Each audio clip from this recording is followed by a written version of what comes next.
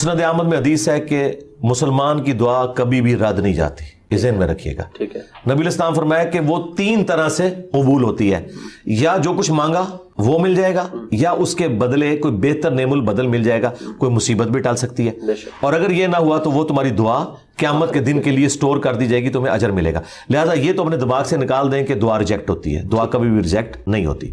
دوسری بات، دعا کرنا آپشنل نہیں ہے، یہ مسلمان پہ فرض ہے۔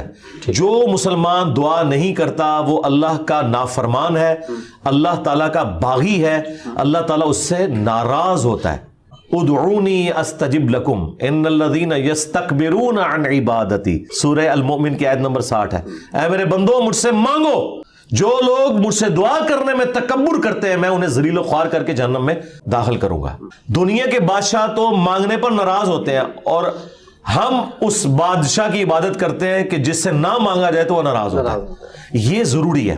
جامعہ ترمذی میں حدیث ہے، نبی علیہ السلام نے فرمایا کہ جو چاہتا ہے نا کہ مشکل اور پریشانی میں اس کی دعا قبول ہو، اسے چاہیے کہ جب حالات فیوریبل ہوں اس وقت بھی اللہ کو یاد کرے۔ ہاں، دعا سے اپنے آپ کو بے نیاز نہیں کرنا۔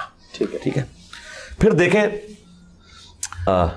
سورہ البقرہ کی 186 آیت مشہور، وَإِذَا سَأَلَكَ عِبَادِي عَنِّي فَإِنِّي قَرِيبٌ أُجِيبُ دَعْوَةَ الدَّاعِ إِذَا دَعَانِ۔ اے نبی صلی اللہ علیہ وآلہ وسلم، جب میرے بندے آپ سے میرے بارے میں پوچھیں تو آپ فرمائیں میں تمہارے بالکل قریب ہوں، ہر پکارنے والے کی پکار کو سنتا ہوں، لیکن فَلْيَسْتَجِيبُوا لِي، ان کو بھی تو چاہیے کہ میرا حکم مانے، وَلْيُؤْمِنُوا بِي، اور مجھ پر ایمان لائیں، لَعَلَّهُمْ يَرْشُدُونَ، تاکہ یہ کامیاب ہو سکیں۔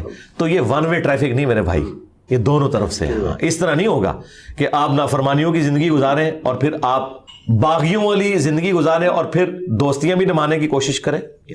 پھر دعا کا ایک پروٹوکول ہے۔ جامعہ ترمذی میں حدیث ہے، نبی علیہ السلام بیٹھے تھے، سیدنا ابوبکر سیدنا عمر بیٹھے تھے، ایک شخص آیا، اس نے نماز پڑھی اور ڈائریکٹ اللہ سے مانگنا شروع کر دیا۔ نبی علیہ السلام نے فرمایا سائل نے جلدی کی۔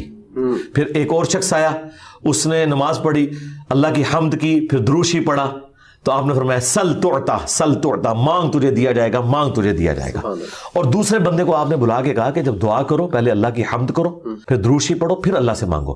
اور نماز میں دیکھیں پہلے ہم اللہ کی حمد کرتے ہیں، التحیات للہ والصلوات والطیبات، پھر سلام عرض کرتے ہیں، اس کے بعد دروشی پڑھتے ہیں، اور اینڈ پہ دعا۔ یہ پروٹوکول ہے دعا کا، یہ طریقہ ہے دعا کرنے کا۔ آپ نے دعا اس طریقے سے اللہ